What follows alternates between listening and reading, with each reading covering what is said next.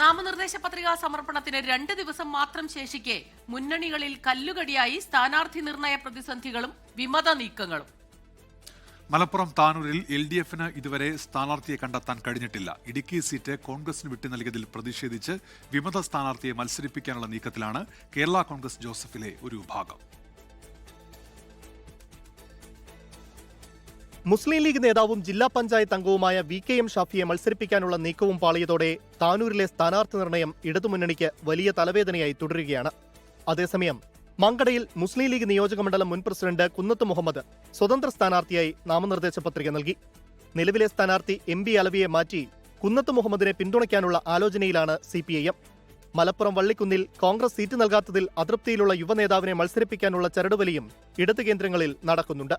തളിപ്പറമ്പിൽ CPIM വിമതൻ TK ഗോവിന്ദനെ കൈപ്പത്തി ചിഹ്നത്തിൽ മത്സരിപ്പിക്കാനാണ് കോൺഗ്രസ് ആലോചന. ഗോവിന്ദനെ മത്സരിപ്പിക്കുന്നതിൽ പ്രതിഷേധിച്ച KPCC അംഗം കൊയ്യം ജനാർദ്ദനൻ ഇന്ന് പത്രിക നൽകി. കടുത്ത നടപടികളിലേക്ക് നീങ്ങുമെന്നറിയിച്ച യൂത്ത് കോൺഗ്രസ് നേതൃത്വവും KC വേണുഗോപാലിന് കത്തയച്ചു. ഇടുക്കി സീറ്റ് കോൺഗ്രസിന് വിട്ടുകൊടുത്തതിൽ പ്രതിഷേധിച്ച UDF സ്ഥാനാർത്ഥിക്കെതിരെ വിമതനെ മത്സരിപ്പിക്കാനുള്ള ആലോചനയിലാണ് കേരള കോൺഗ്രസ് ജോസഫ് ഗ്രൂപ്പിലെ ഒരു വിഭാഗം.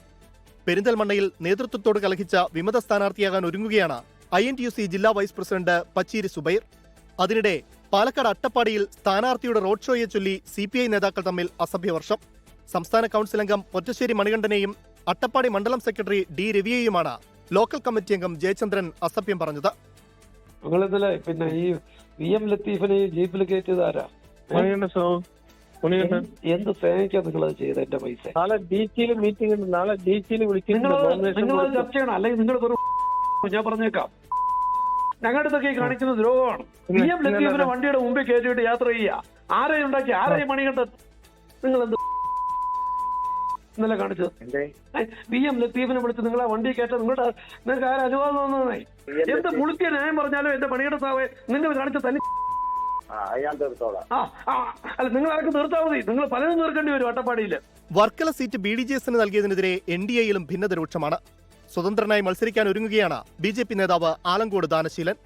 അതിനിടെ ഒറ്റപ്പാലത്തെ UDF സ്ഥാനാർത്ഥി PK ശശിക്ക് കൈപ്പത്തി ചിഹ്നം നൽകരുതെന്ന ഒരു വിഭാഗം കോൺഗ്രസ് നേതാക്കളുടെ ആവശ്യം നേതൃത്വം അംഗീകരിച്ചു. PK ശശി സ്വതന്ത്ര ചിഹ്നത്തിൽ മത്സരിക്കും.